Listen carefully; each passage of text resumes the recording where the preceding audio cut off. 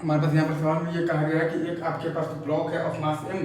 जिसको कि basically horizontal speed तो दिया हुआ है v नॉट, राइट, और एक आपके पास तो वेज है ऑफ मास m और ये सब कुछ रखा हुआ है बेसिकली एक आपके पास स्मूथ हॉरिजॉन्टल सरफेस पर, और ये वाला सरफेस भी आपके पास स्मूथ ही है, all surfaces are smooth, right. अच्छा, तो हमें ये बताना है कि find the maximum height reached by the block, ये सही है।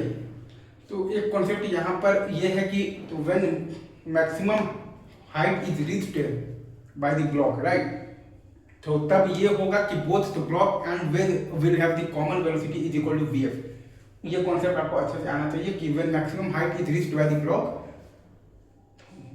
देन तो both the block and the wedge will have the common velocity is equal to vf, सही है।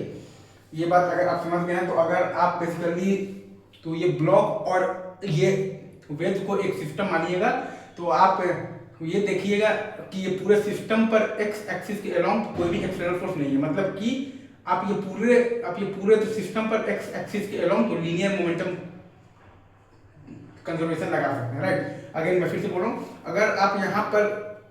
ये ब्लॉक और ये वेज दोनों को एक सिस्टम मानिएगा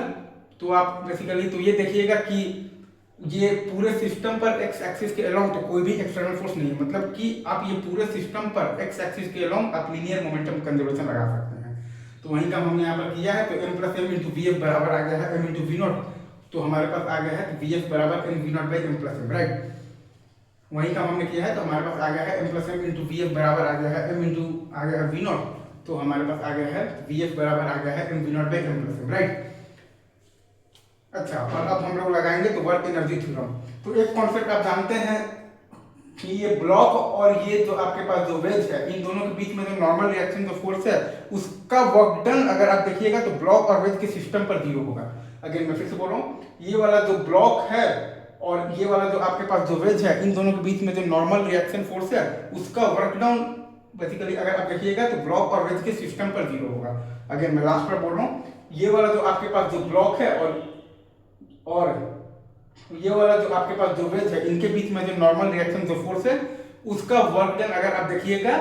तो ये ब्लॉक और वेज के सिस्टम पर 0 होगा। तो आपके पास खाली एक ही मतलब वेज फोर्स का वर्क डन आएगा और वो है आपके पास ग्रेविटेशनल फोर्स। तो आपके पास आ गया है basically minus M G H बराबर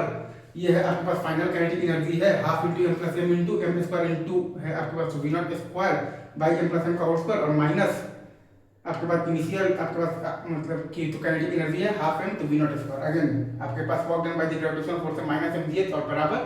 ये आपके पास फाइनल काइनेटिक एनर्जी है half into M plus M into M square into V not square by M plus M का होल स्क्वायर और माइनस ये आपके पास इनिशियल काइनेटिक एनर्जी है हाफ एम तो वी नॉट स्क्वायर। तो यहाँ से आपके पास बेसिकली आ जाता है एच बराबर तो V not square by two G into M by M plus M. यहाँ से आपके पास आ जाता है एच बराबर तो V not square by two G into M by M plus M, easy.